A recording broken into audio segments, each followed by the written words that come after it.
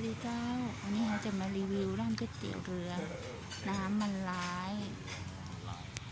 นี่นะเจ้าคนเยอะ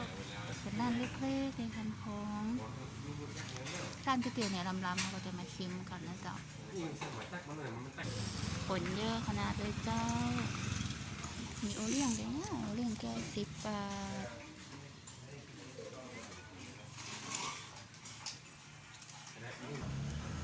นี่แหละเจ้าก๋วยเตี๋ยวเรือน้ำมันร้ายมันไม่ค่อยชัดเท่าไหร่นี่เครื่องเคียงมีพัก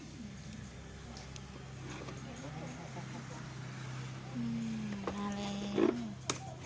ก๋วยเตี๋ยวเรือน้ำมันร้าย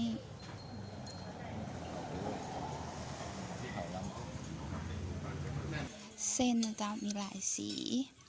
ดูมีสีม่วงสีเขียวเส้นก๋วยเตี๋ยวปรุงกันเป็นไรบ้างเจ้าอะไรก่อนพริกด้วย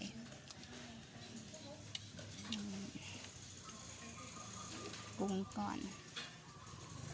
ใส่ผักก๋วยเตี๋ยวน้ำมันร้ายจะมาชิมกันนะเจ้า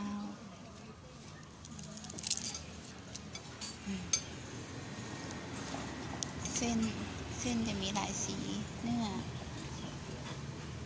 ดูเนื้อตินใหญ่ๆเลยราคาแพงราคา30 บาท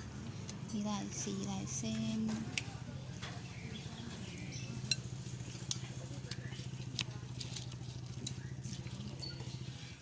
ไว้เตอร์หน้าแต่ถ้าจะไปกินที่ไหนจะมาบอกทำกันนะเจ้าฝากกดติดตามใจเนอร์วันนี้คือมาแบบรีบ